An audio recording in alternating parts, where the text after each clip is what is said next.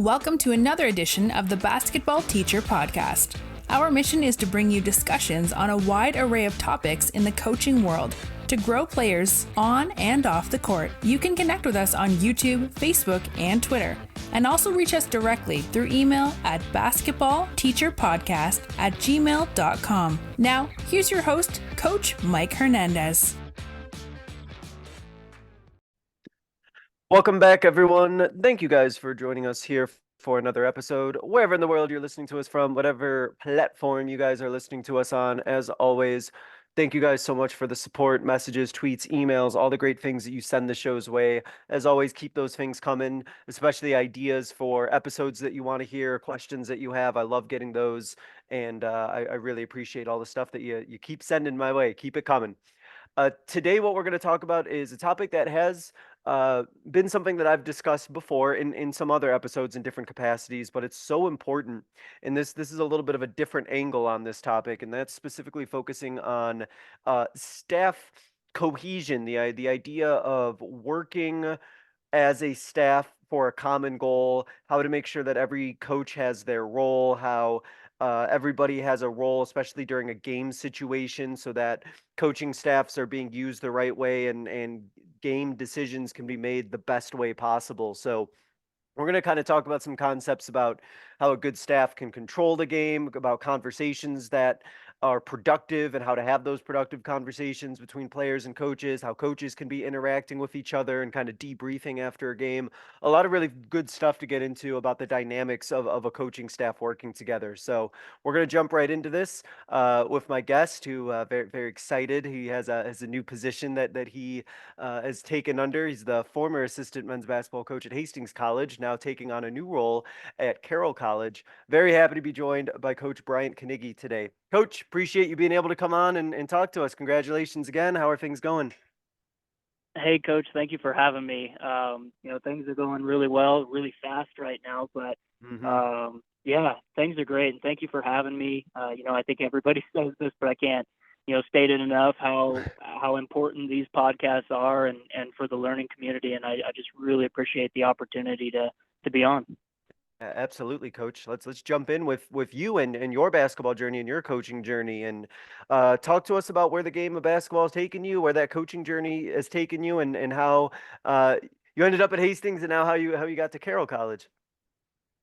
Yeah, so as with most people, loved basketball growing up, played it in high school, played a little bit in college, and it kind of turned into that game of, genetics are not on my side, so let's try a different angle at coaching or of coaching. And so in my last year of college, I volunteered for a junior high, a middle school there up in Colorado, Gunnison, Colorado. I went to the little town of Crested Butte just over from it. They, I guess, liked what they saw or whatever, and so I helped out the varsity that year as a paid assistant there, and kind of the rest is history from there. I graduated college and moved to the Front Range of Colorado and took a head basketball position for Platte Valley High School. It's a 3A school here in Colorado, and absolutely loved it. I mean, it was one of the best experiences of my life, just the relationships that I built and being able to work with young people, but also hone in on kind of what my basketball philosophies are, and really learn who I am as a coach, and just continue to build those relationships. And I love coaching, and so I'm always looking for opportunities to get better. And I realized that we had some success at the high school level that I was leading, and there was so much that I could be better, and I wanted to grow so that the next high school position I take, I'm the best possible coach out there. And so I took this opportunity to go to Hastings and learn under Todd Raridan. He's won 620 games in his career. I mean, he's a legend. He's won tons of conference titles in his past life, and saw a great opportunity to jump in and kind of learn from a proven winner and a guy who my philosophies seem to mesh with a lot. So went into it kind of from the angle of I want to just be a sponge and learn everything that I can and help out a program the best way possible. And we had some unprecedented success this year at Hastings. It was kind of a program that has been down for a long time. This was Todd's second year in the job, and my first year with him. And we won the conference regular season for the first time in 33 years, and won the conference tournament for the first time in school history. So it was an unbelievable learning experience, and that just that led me to Carroll. No, that's awesome. What a high note to kind of end that time at Hastings at, right? If they said 30, how many years was that? 30 some odd years since they've seen that level of success? Yeah, 33 years. Wow, incredible. That's awesome. That's fantastic, coach. And I imagine you're really excited for this awesome new opportunity that you got as well. And I think that really lends itself well to first question to ask you, which is that idea of career progression. And I wanted to ask you, with all these options and pathways that are available to coaches, what would your advice be to coaches on how to kind of navigate their next move and kind of know what their next decision should be and how they can maybe make the best informed decision they can? Yeah. So, number one, you got to figure out kind of what you like. A lot of people like coaching young people and coaching the skills and really developing players. And some people, myself included, are really more X's and O's type of coaches and really like to strategize and manipulate the game that way. So that kind of puts you in two buckets right there of are you a developer or are you kind of a strategy guy? And there, of course, can be overlap at every level. But from there, you just got to figure out what you like. Now, I guess we'll all take this, the direction of progression, ambition. You're wanting to move up, you're wanting to move on and just see where your coaching career takes you. The obvious progression would be, middle school, high school, college, and so on. So from that angle, I kind of see two paths that are the best that you can do. And number one that I see most common is go to college, become a graduate assistant. That seems to be the most seemingly easy way to get on staff somewhere, build a resume, learn, and meet people. You gotta have connections. That is not the route I took. So that leads me to the second route. You've got to get coaching experience. And for me, that was the high school level. And, I don't think, I was just moderately successful. I'm not going to say we were even successful, but you got to have coaching experience. And then from there, you got to put yourself out there. I sent old school letters.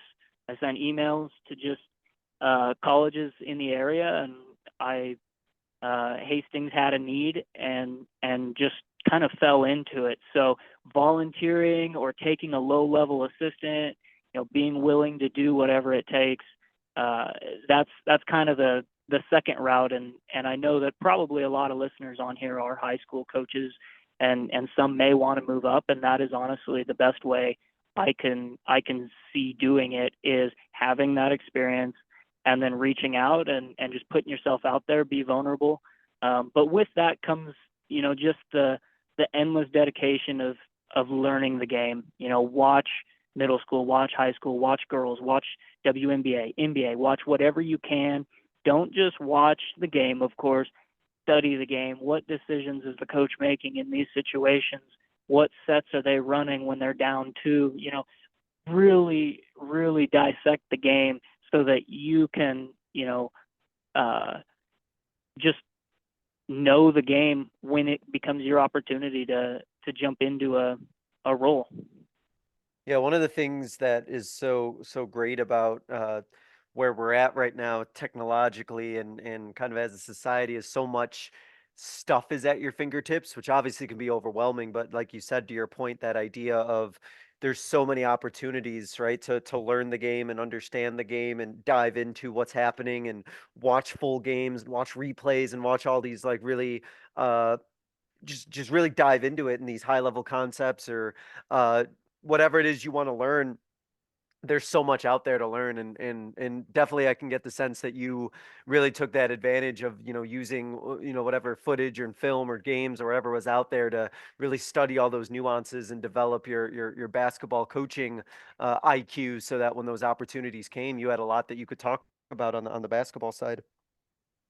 Yeah, for sure. And once you watch enough, you kind of find coaches that you gravitate towards, and Hmm. like right now, during the season, it's a lot of film for the team that you're working on. So I have about 6,000 hours of recorded basketball that I plan to watch all off season of, Creighton and UConn and just all these coaches that I think are just fantastic, and yeah, just study it from the coaching lens. Exactly. Yeah, I love it. There's so much time and so many opportunities just to really dive in and learn the game, which is great.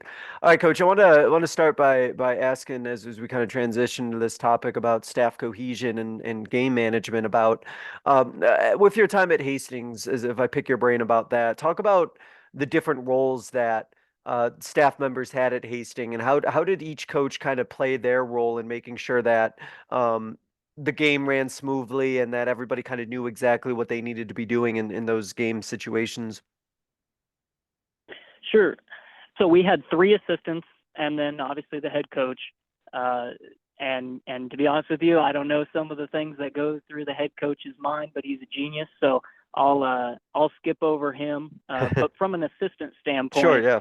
uh, we had three assistants. So kind of the top assistant was very in tune, always with matchups. When this person watches film, he is very, very in tune with personnel clips. What are their strengths, weaknesses, memorizing their height, their, are they a shooter, a driver, a combo, a post, and just being very, very aware of every single player on that team, 1 through 15, because you never know, especially at the college game, who's going to come in based on their matchups. And so the top assistant is really managing all of the matchups. When a new player comes in, he, in my opinion, has the hardest job. He's got to, in seconds, be able to mix and match, 5 different players on the court to who is in the game based on his memorizing of the scouting report and what they do best, and knowing our player personnel as well. So I got to give props to that guy. That's Jared Samuelson. He played at North Dakota State. He is a fantastic young coach, and he did that really well, and that's the hardest part.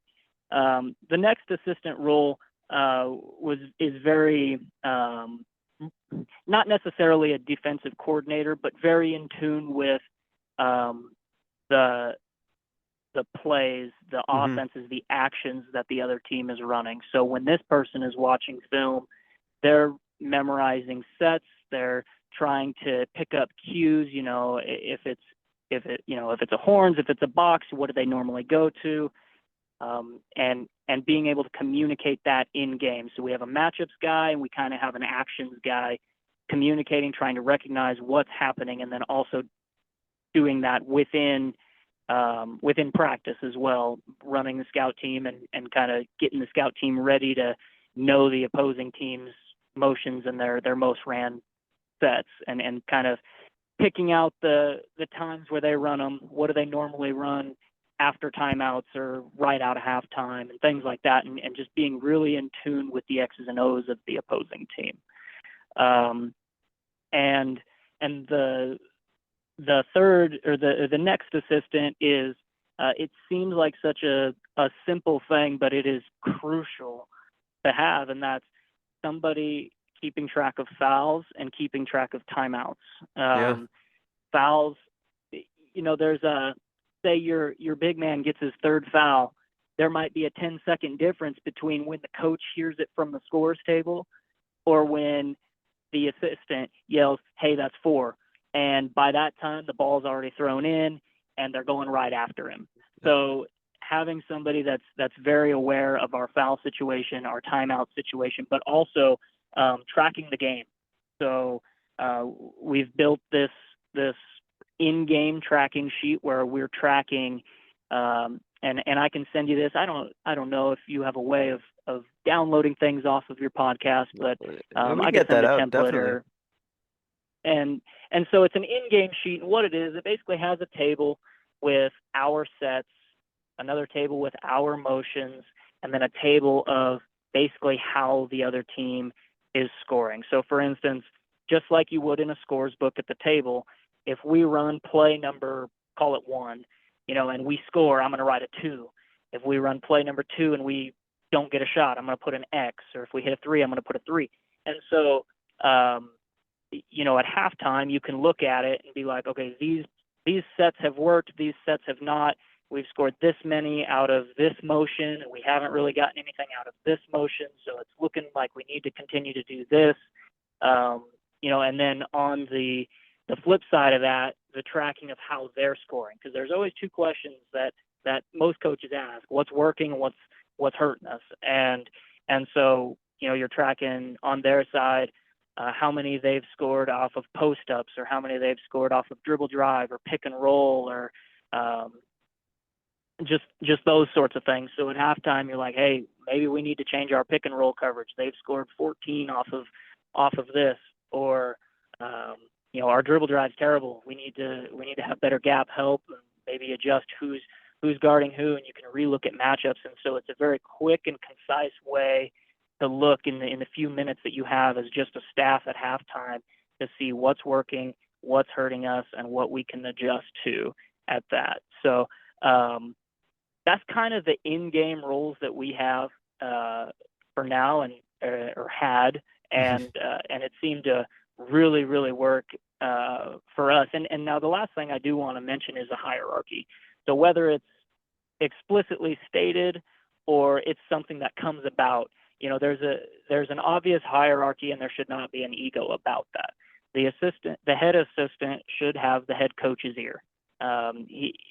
You don't want 4 different people blasting everything at the head coach and him trying to make decisions. The head assistant should have the head coach's ear.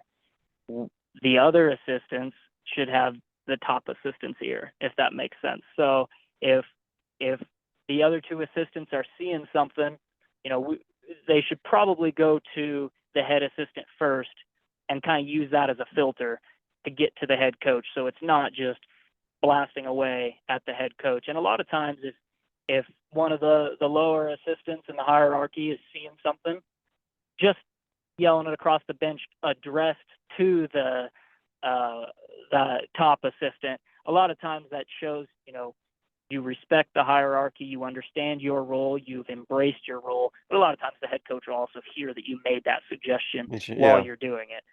So I think hierarchy is very important in a cohesive unit.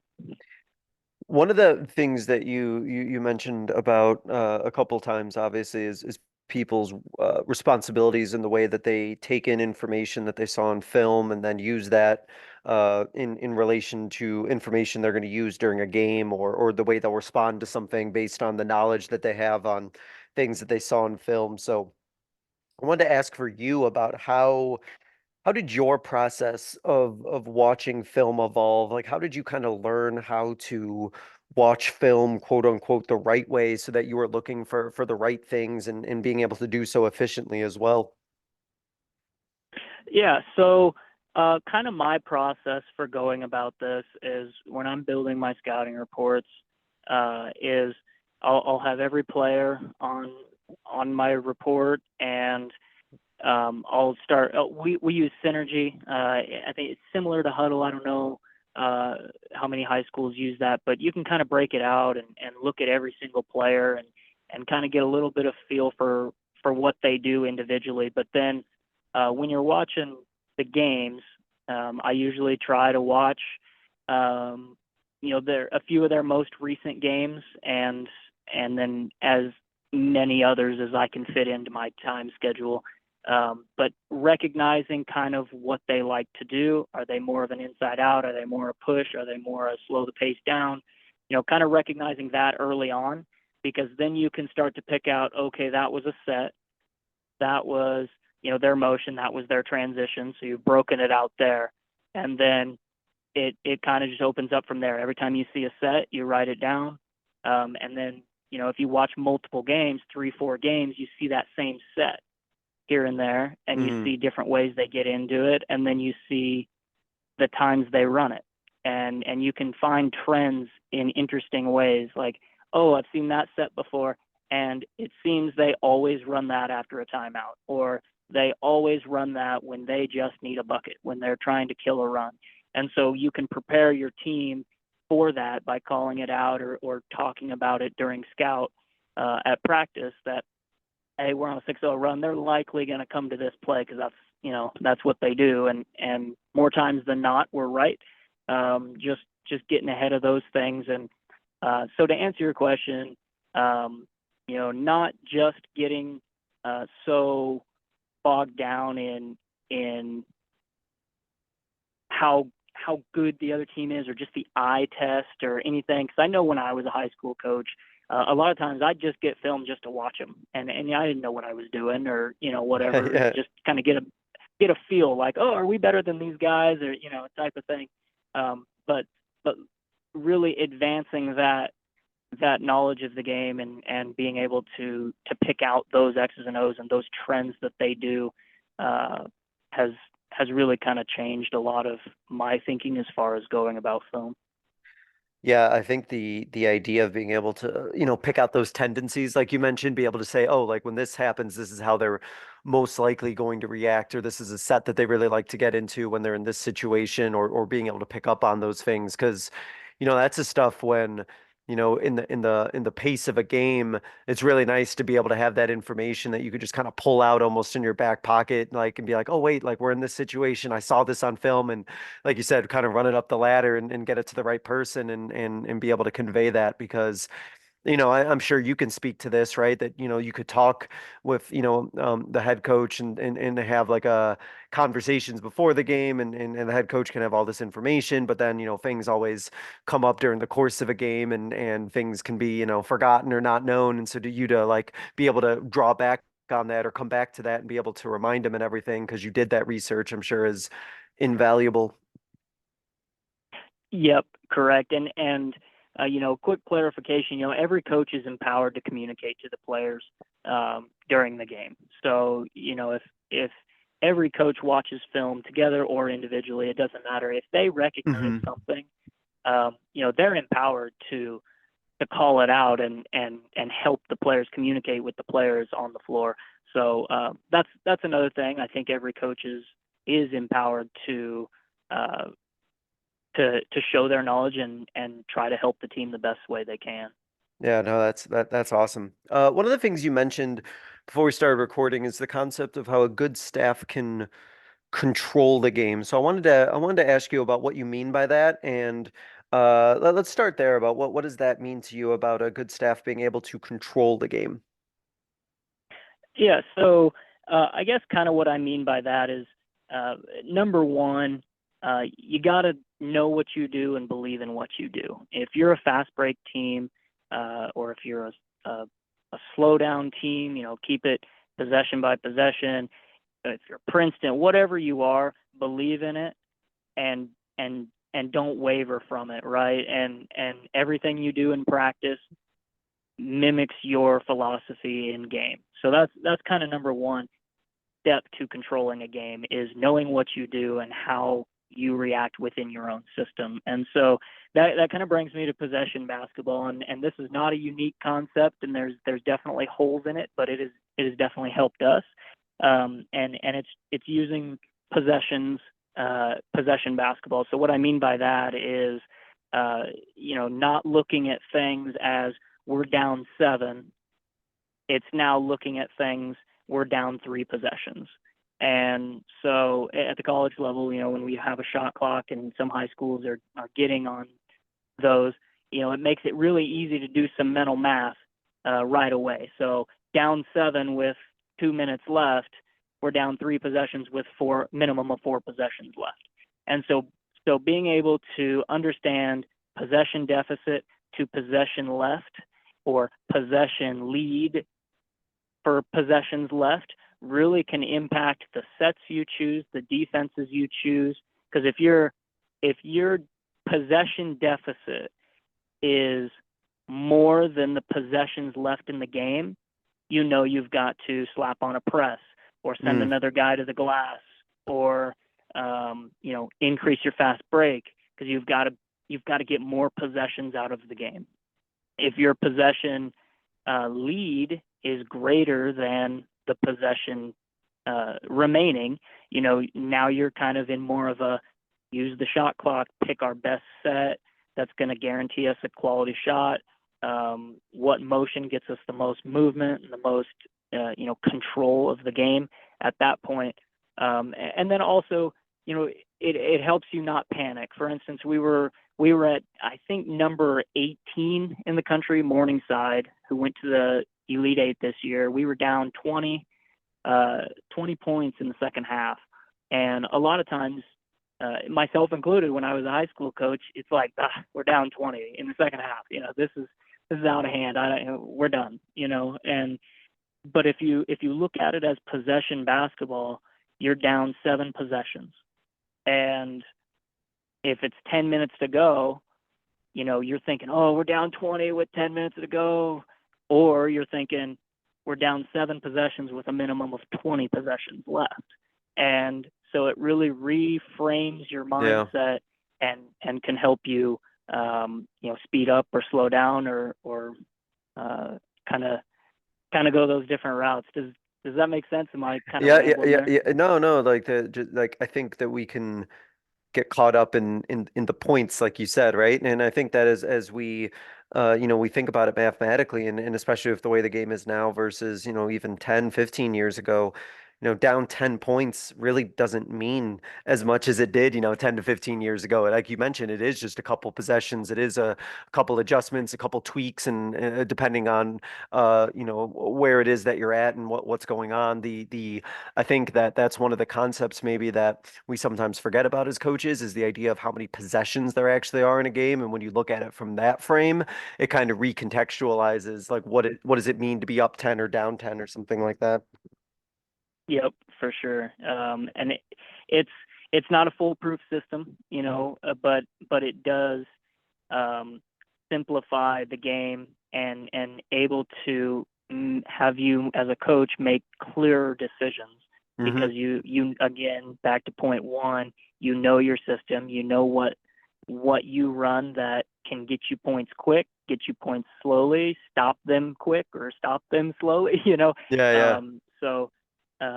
Yeah. The playing coaching to possession basketball, I think, is an important piece to being able to control the game from the sidelines. Yeah. And as a follow-up to that, one of the other things I wanted to make sure I asked you is about the idea of we talked about staff being able to control the game, which staff implies obviously all the coaches having that sort of ability to have input on the way the game's controlled and the way it's being managed. So I wanted to ask you about what is your advice for head coaches in terms of what they can do to make sure that their staff is kind of given that power and autonomy to kind of help the program succeed and have that level of control that is needed in order to make sure that the program is doing what it needs to do and the games are going the way that they should be? Yeah, that's a great question. I've got to give props to every head coach I've worked for, because they've been very, very good at letting the assistant coaches kind of flourish in what they know and their skills are. So I think a clear understanding of that hierarchy of, you may have suggestions, but I may not take them. But I think just being able to let your assistants within your system, let your assistants have that empowerment to communicate to the players, to communicate to the coach through the hierarchy, or kind of blossom into the coach that they are becoming, because generally, your assistants at some point will become a head coach at some level. And so a good head coach, I think, always has that in the back of their mind that, hey, these are my guys. They're loyal to me. I'm loyal to them, and I'm going to help them hone in on their skills as well. And I think that's a good trait that all the head coaches I've worked for have done, is that allowing the assistants to have a little bit of freedom within the system. Yeah, I think that's one of the interesting uh, dynamics to always kind of keep in mind, right? As you mentioned, for most coaches, the idea of like, hey, not only do I have these coaches on my staff who are here to kind of help the program and help get the program where it needs to be, but also as a head coach, I'm here to guide my assistants if they have the desire to move on to be head coaches themselves. I kind of have that responsibility to make sure that they, are ready for that call and ready for that interview and ready for that position when it gets offered to them. And I think it's great that you've had coaches who not only kind of give you that power and want the program that you're currently in to succeed, but also kind of, like you said, making sure that you're given responsibility and given important roles so that if your, position eventually does become, the head coach somewhere, that you feel like you've had the training needed and the experience needed to actually make that happen. Yep, for sure. And just realizing that on your staff, everybody should have the same end goal, right? We're trying to win a championship, and we're not undermining each other. We're not against each other. We're for each other, and that means helping both the team on the court and your personal career ambitions. Love it. What are the conversations like with players and the coaching staff during a game? How do you communicate with players and talk to them in a way that's effective and conveying what you need to, but also making sure that you're keeping things focused and making sure that they're not, getting too up or too down on themselves? Sure. I think a good mix of good cop, bad cop. Again, Todd Raritan, fantastic coach that I've had the chance to work for. He demands excellence, and he wants things done a certain way and not slightly a different way. And that's a great quality that he has, and the players know that.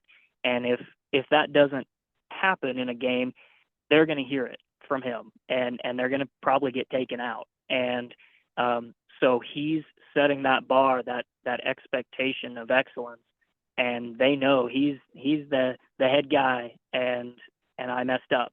And then, kind of on the side, again, not in an undermining way or a way where you're going against the head coach. Maybe you get him a pat on the back and just say, hey, you get what coach is saying here. This is what happened, and you're doing really good at this, but this is why you're not in the game. So a good cop, bad cop philosophy, I think, really, really does work in my experience, I guess. Yeah, it's such an interesting like dynamic because like you may have to, I imagine there's probably times where something gets said to a player and you want to like kind of jump on him for something as well, but then it's like he's already been talked to a lot and already been been spoken to pretty firmly. It's like, look, I may want to say this, but like I better not. I better change up my tone and play up a different role and speak to it in a different way because he doesn't need to get, talked to a certain way by, two or three straight people. He kind of needs somebody to give him a little bit of a different approach, sort of thing. Yeah, and that actually kind of it triggers a thought in my brain as well, as the college versus the high school aspect of it. So the Sure. college aspect, you're recruiting, obviously talent, but you're recruiting a type of player, a type of mindset that fits within your program. And if you demand, if you're demanding to a certain level, you're going to try to recruit guys that can handle that. Now, having been a high school coach, and most of us are, you've got to be, balance that line between fair and equal, and have to, coach certain players differently based on, who they are, how they handle criticism, how they handle their personal life, what's going on in their personal life, and so on and so forth. So I think that's a good distinction kind of there is, the college versus high school aspect of it, and how maybe you can handle conversations differently with an older, more mature guy that you've brought in because he fits your system versus what you get dealt. So definitely be in tune with the personalities you have.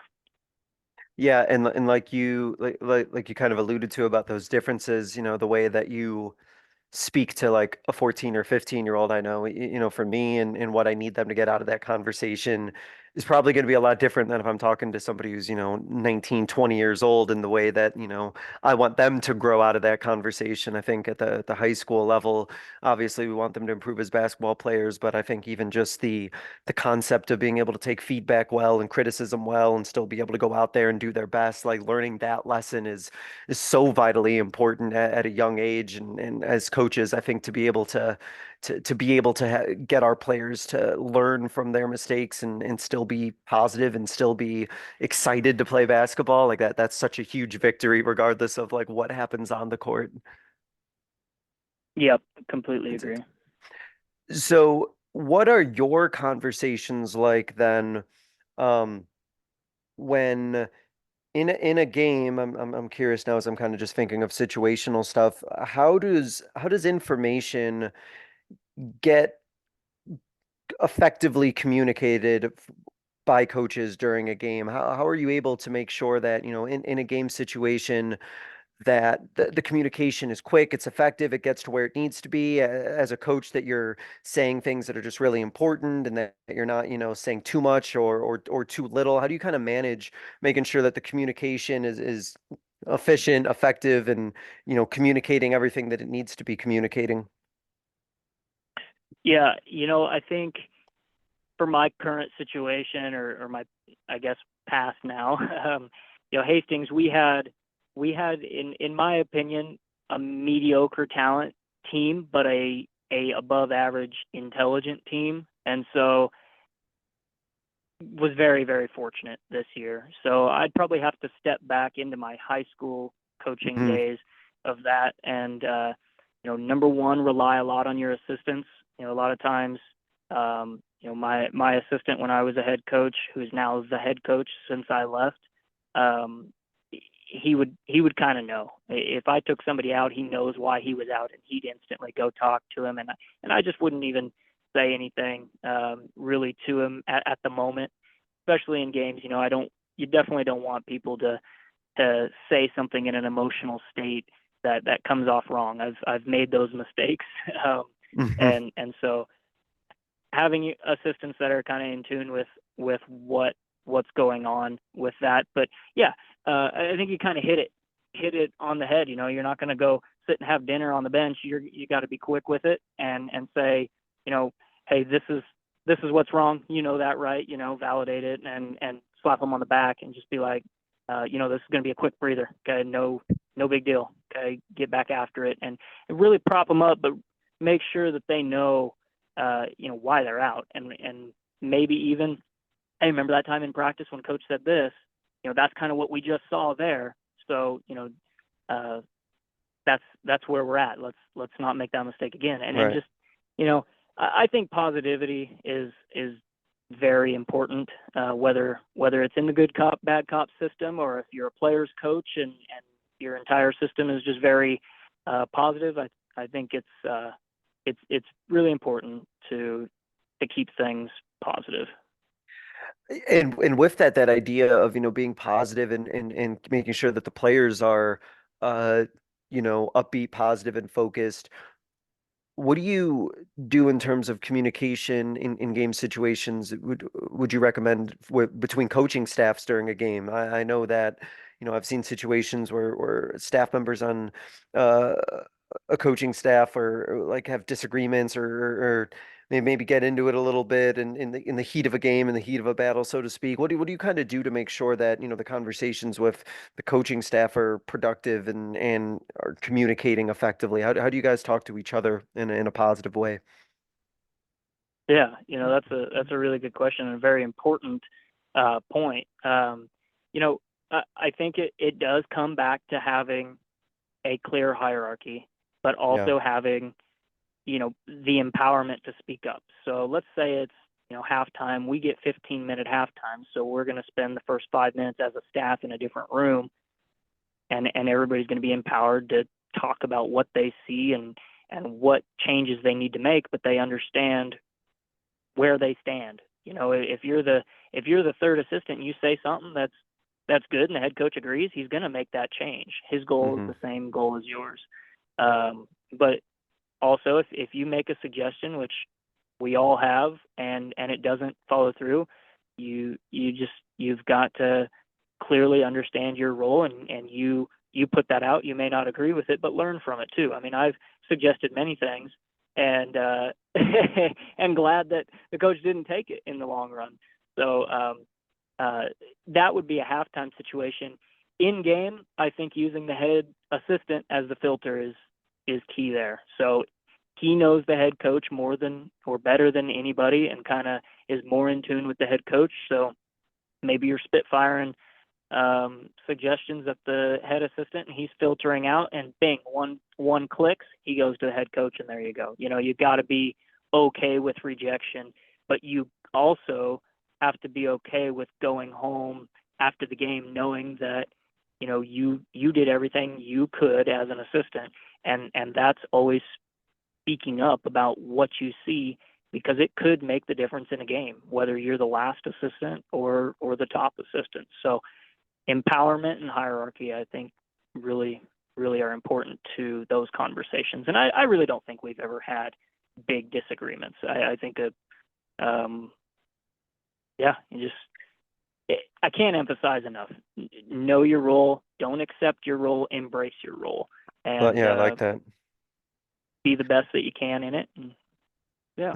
Yeah, I like that. That idea of empowerment and I've talked about this. Actually, just had a conversation with somebody about this a little bit earlier about, on a coaching staff, you don't want a bunch of people on your staff who are just going to agree with what you say and not have any ideas of their own, because if that's the case, why are they on your coaching staff to begin with? What are they contributing to you if they're just telling you what you want to hear, stuff that you already know? And it sounds like you've had such really good positive experiences having like head coaches who want to and value what it is that you have to say, because I'm sure that definitely keeps you engaged, keeps you on your toes, because that you're going to be asked for your thoughts or encouraged to give your thoughts, and I have to imagine that just does so much for you as a coach to know that like I have a role, I know what I need to do, my input is valued, and like I'm important to this team's success.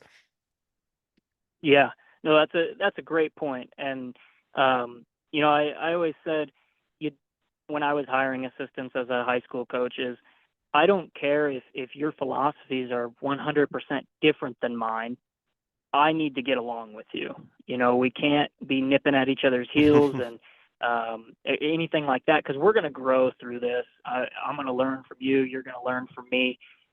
Ideally, you get to the higher levels or whatever, because a lot of times maybe you just get put with assistants at the high school level, but at the college level, at some point, philosophies are going to start to merge the longer you're with a staff.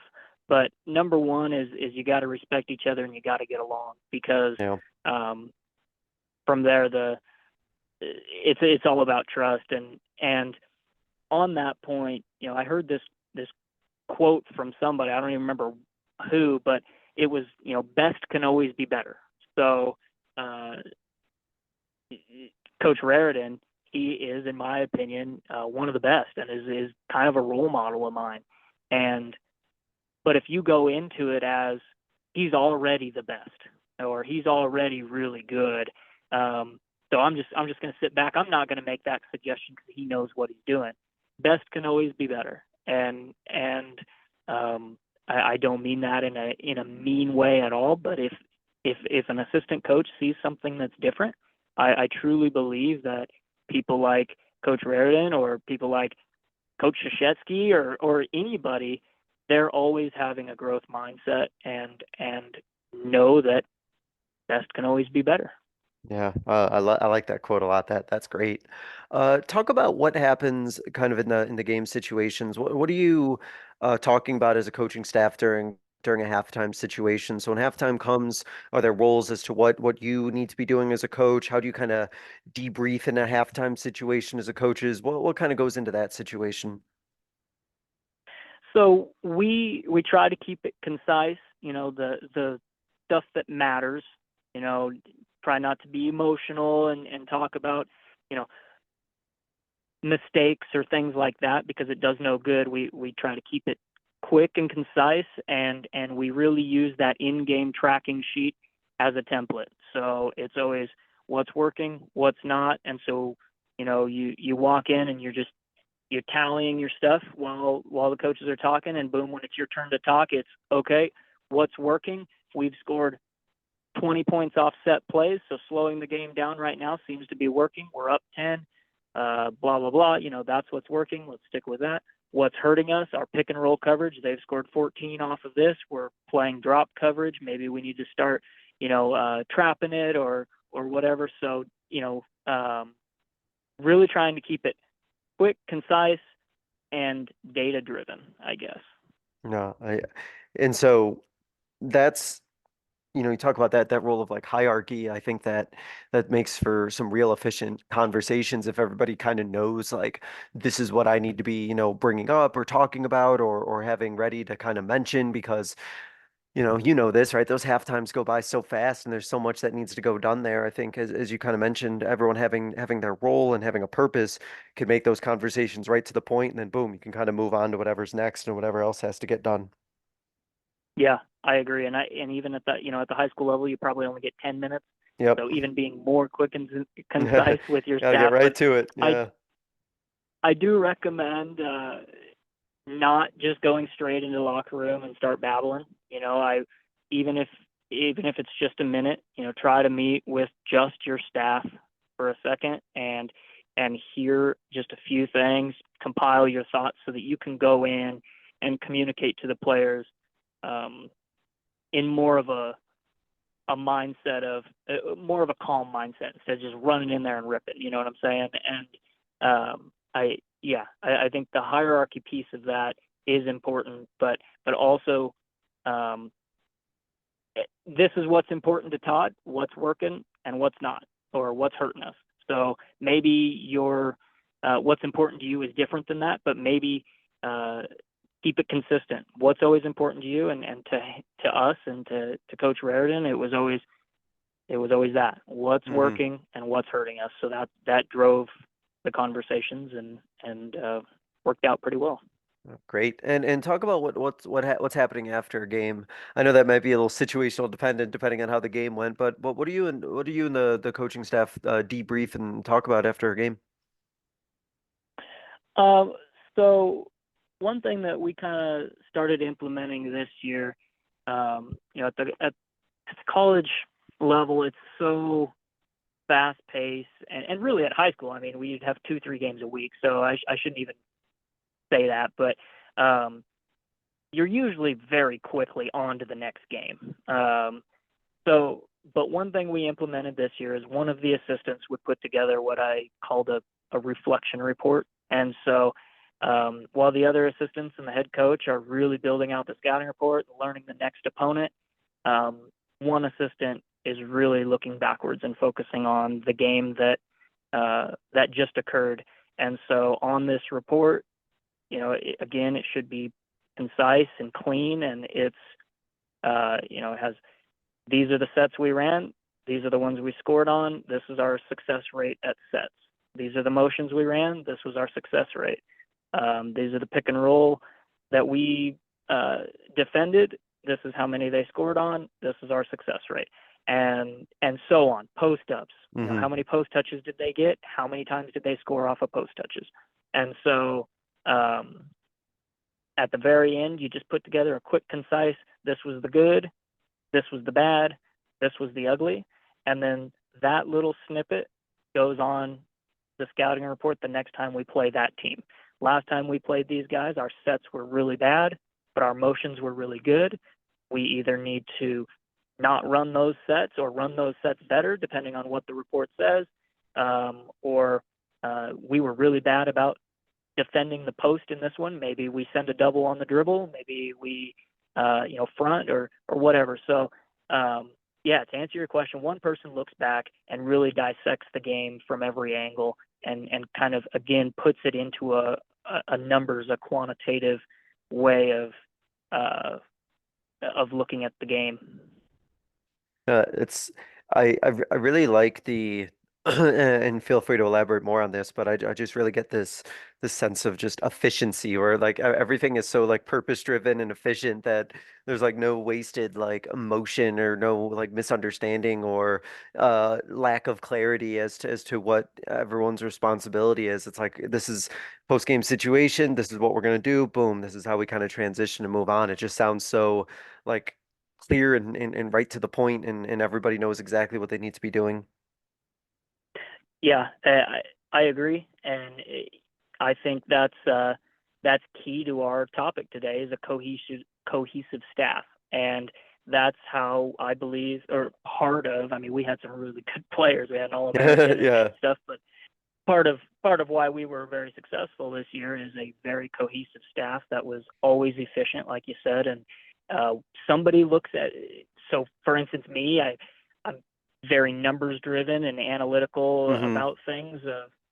Hey, we're scoring on 60% of post touches. It's not always the post that's scoring on it, but we're hitting threes on kickouts or we're hitting dump downs or whatever. So, I'm always suggesting, hey, let's run these sets because they involve a post touch or something like that. So I'm very numbers guy, whereas the next assistant isn't, or whatever. And so, having your roles in your hierarchy, but flourishing in kind of who you are, is very important.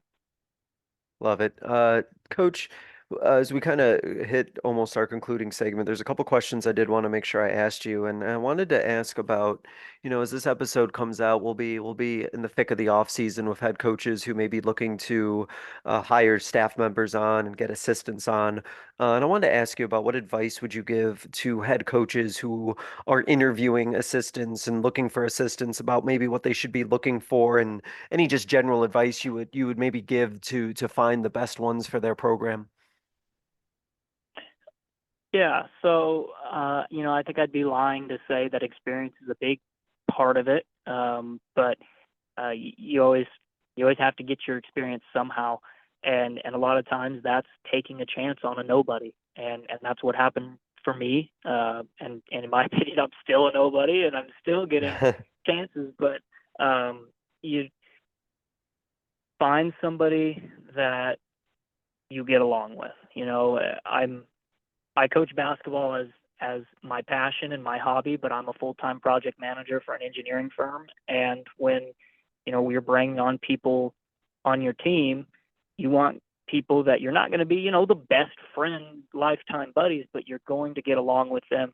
You're going to understand them, and you're going to be able to work with them. Because you can train a monkey to do a task, but you want to be able to get along with people. So I'd say that'd be the number one thing is make sure that they're a fit for your culture and your personalities within your staff.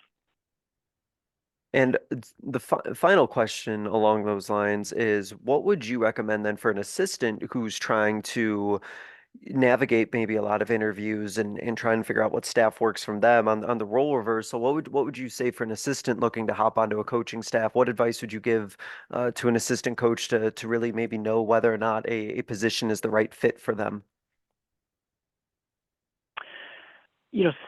Study the team that you're interviewing for. Don't just look at the logo and say, hey, this is Duke. I've always wanted to be here. That's probably a bad example, but study who that team is, watch their film, see if the head coach that you're about to work for is, kind of within a system that you like to run or want to learn about. If you're a hater of a 2-3 zone and you're interviewing for a position where they're a 2-3 zone dominant team, you could go into it with the growth mindset, but every day you're going to be cussing the 2-3 zone. So know the team, or know the coach. Always study the coach. What do you like about him, and make sure that's the reason you're interviewing for it, because you want to learn from him because you like his style, not because you see a logo that you really like and it's a storied program or whatever. So that would be the advice there. And then as far as the interviews, be yourself. Don't don't shy away from expressing your philosophies, because the coach might not agree, but he might think it's interesting and take a chance on you for wanting to learn. But it shows that you have experience. You're willing to talk. You're willing to give out your opinions, but also make sure you show your loyalty. Loyalty is the number one key to being a successful assistant coach. You have to be loyal. Everything that you do, every way that you represent yourself, it has to be in the head coach's image. Whether you're a good cop, bad cop guy or whatever, if you ever have a disagreement with the head coach, it is closed doors. Or if Yeah. none of that ever gets shown in front of the players, because you are loyal to the head coach. And I think you got to be able to portray that in an interview more than anything. Yeah, that idea is, I think, so invaluable, of like that unity in front of everyone, and then that disagreement behind closed doors, as I've talked about with other guests and other coaches, that whenever there's that division or conflict that exists between coaches, and it's out there in the public, players pick up on that, and it's a real easy way for culture to completely tank or get lost when they know that they can play coaches off each other, or that there's conflict happening between coaches. Yep, exactly. Head coach yells at somebody, and they know that one assistant doesn't like the head coach, they're going to go straight to that Hmm. assistant and start, barking about it. And so, yep, no matter if you agree or not, in front of the players, you are 100% loyal. I agree. I think that's so important to team culture and success. Oh, that's great. To wrap up, Coach, there's a couple of questions I ask every guest. So I'll start with this first one, which is thinking back on your coaching career, what is a moment from your coaching career that you think others listening would be able to learn from? The one that comes to mind, and I did look at this question quite hard, but the one that comes to mind is when I was a first or second year high school head coach, 24 years old, and thought I knew everything, but don't, or didn't, still don't, never will, is trusting your assistants and uh, learning from what they do. Excuse me. So, for instance, we were at this high school. We were playing the number 7 ranked team in the state, and we were. They were at the free throw line with, I don't know, 10 seconds left, 12 seconds left, and it was a situation where I think the game was tied. They hit a free throw, they go ahead, they miss, whatever. And I'm the type of guy who I'm like, okay, well, I'm gonna yell at them, get across half court, call timeout, and I'm gonna set up my best set. And I still like doing that, but in the middle of one of the biggest games of my young career at that time, I had an assistant that was empowered enough to say, "Coach, you call a timeout right now. If he misses, we can set up a full court play, and the defense won't be set up." Ding, something clicked. So I called a timeout before he shot the free throw. Took my assistant's advice. We set up a full court play, whether he made it or missed it. And such a small thing, but we went out. He missed the free throw. Our full court play with 10 seconds left was not rushed. Perfect timing. Got it. Won the game. And I Wow. wouldn't have done that. I would not have done that. And it was great that he was empowered enough to tell me how to handle the end of the game. And so don't have an ego, right? You're the head coach. You're going to take the blame, or you're gonna